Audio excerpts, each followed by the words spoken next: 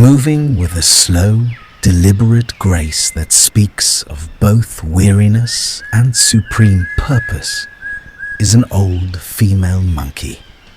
Her fur, touched with silver, tells of seasons past, of challenges met, and cradled against her chest, a tiny, damp form, clinging to life and to her.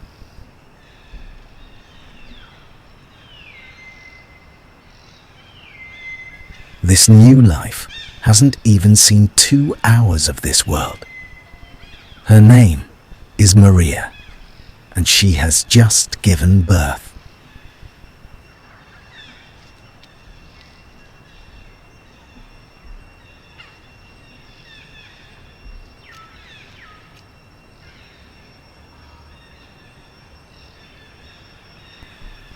The bond is immediate, visceral.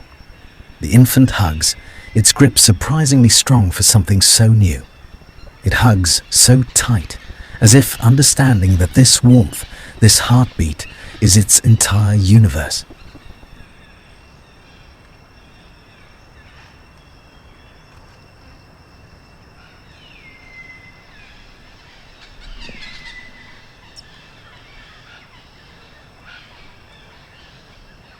Maria sits directly on the ground, allowing the earth to hold her weight. She is an island of safety in a vast green sea.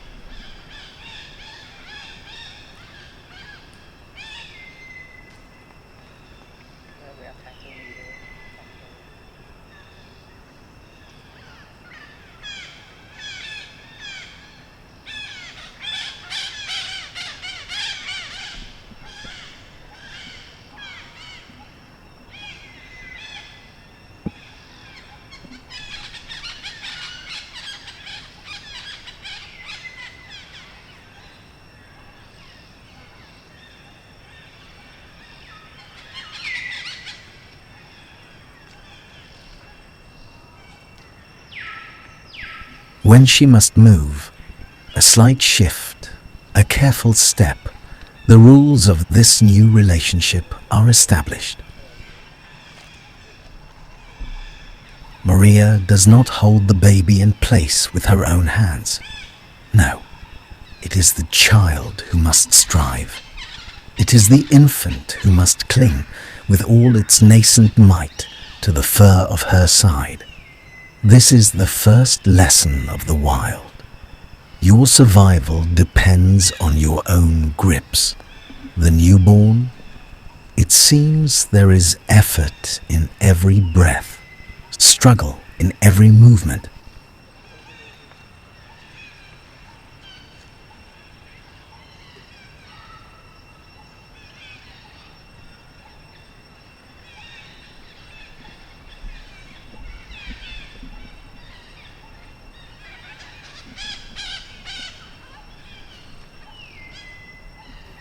Its quest for nourishment is a quiet epic. When Maria settles, the baby, with immense caution, must reorient itself. It must find, amidst the forest of her fur, the specific place where sustenance flows.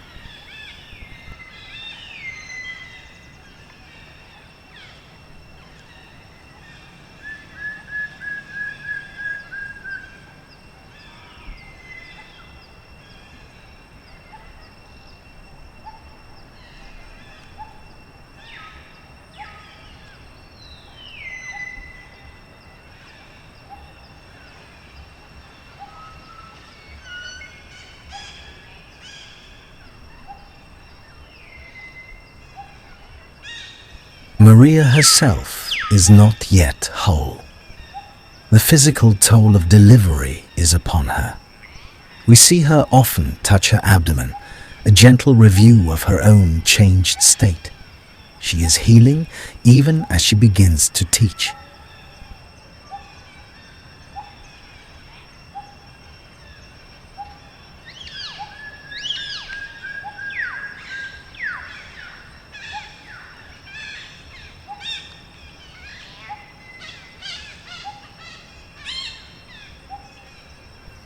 what a teacher she is. She lowers herself, placing her child directly onto a bed of fresh, cool grass. For a moment, the infant is untethered, and here the second lesson begins.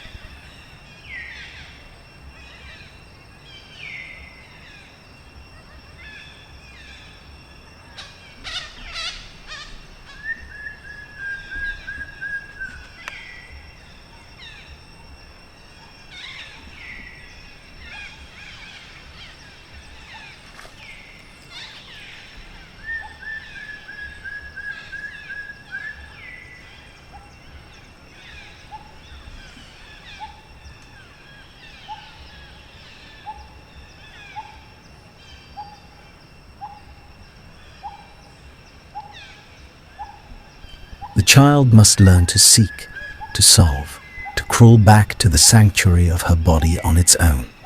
It is not cruelty. It is the deepest pragmatism.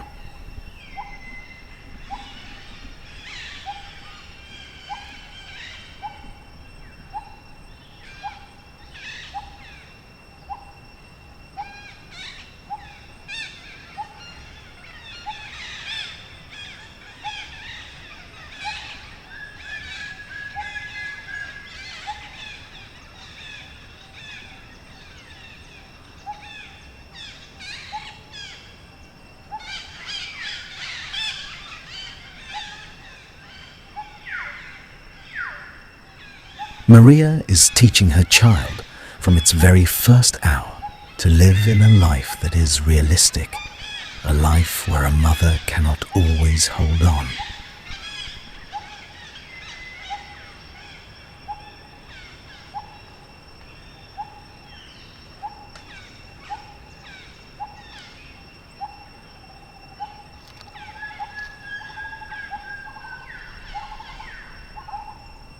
The baby has not yet memorized the map of its mother.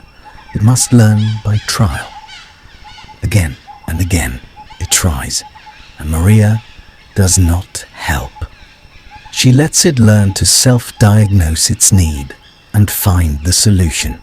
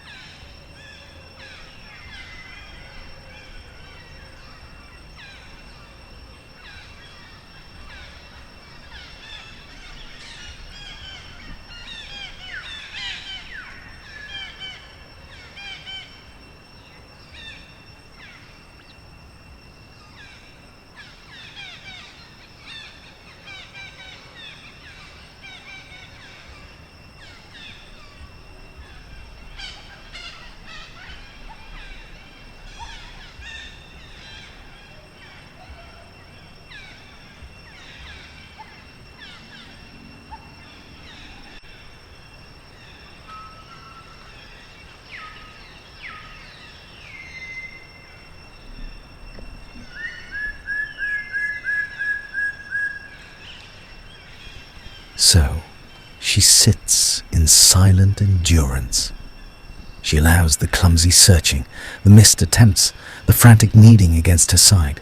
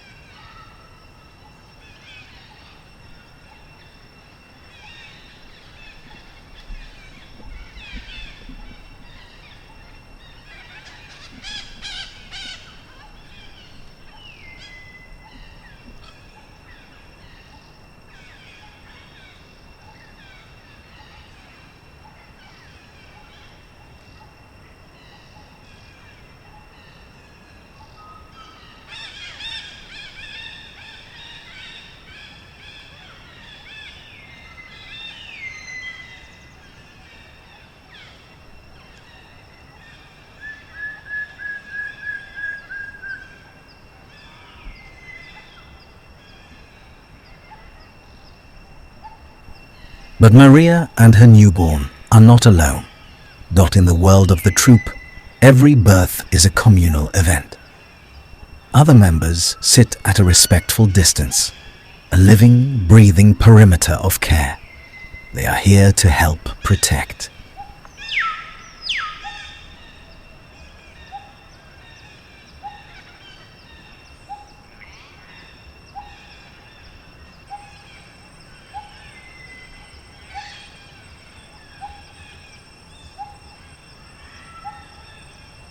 Especially present are her friends, her other grown children, and there, watching with particular interest, is another female, her belly round and heavy.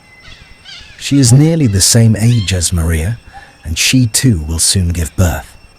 In her eyes, perhaps, is a mirror of Maria's exhaustion and a preview of her own imminent joy.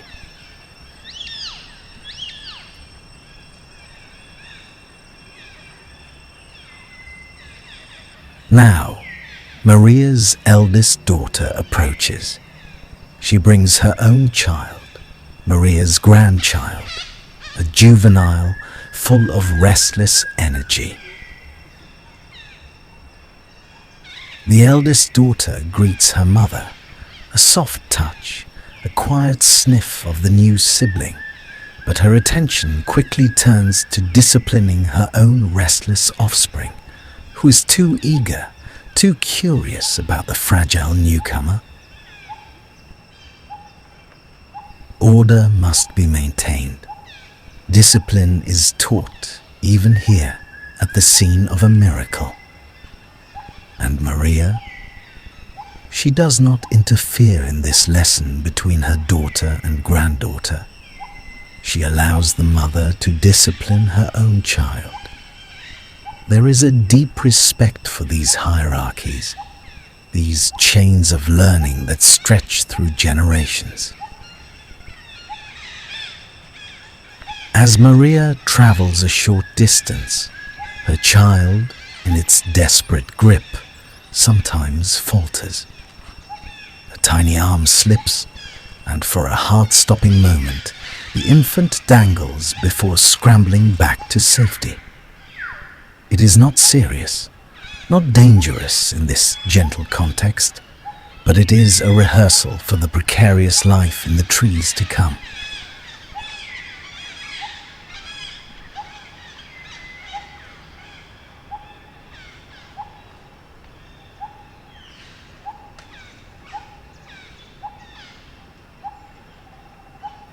Seeking rest, Maria chooses a sun-warmed stone. She places her child upon it, a hard cradle. Here, the infant can mature in the sun, can rest completely, gathering strength not for clinging, but simply for being.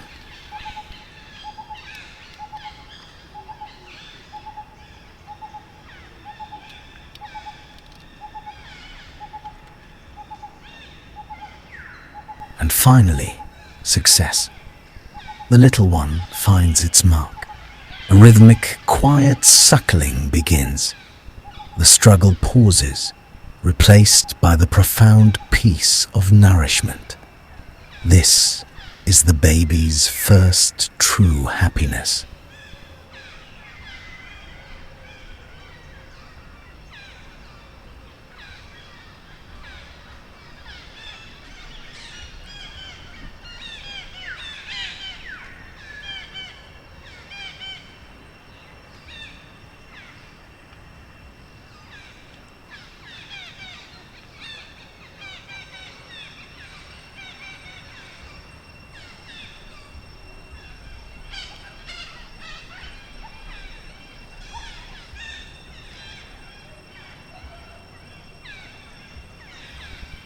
Watching Maria, her love palpable, her exhaustion equally so, we offer a small intervention.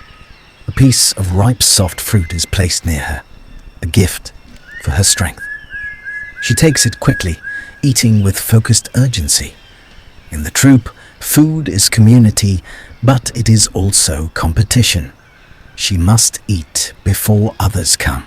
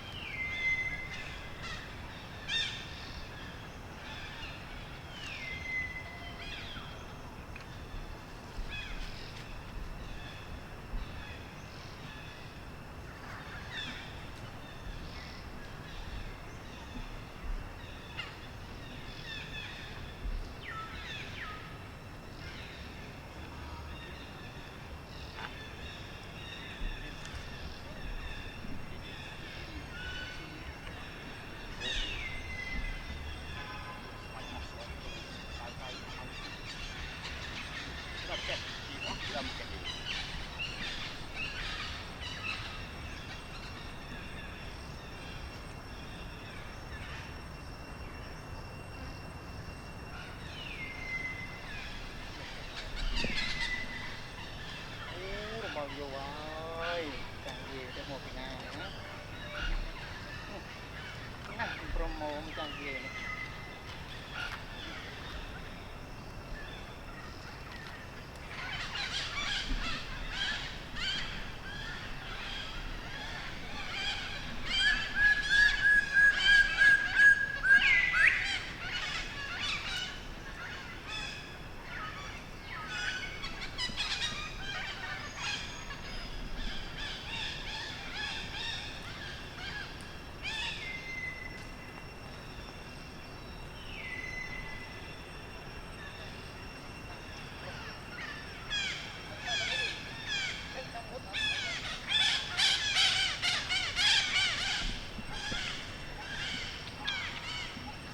Now she rests, truly rests.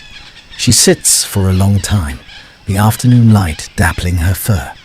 She needs this strength for herself, and she gives this time to a child who sleeps deeply on the stone, its belly full, its body pressed against her side.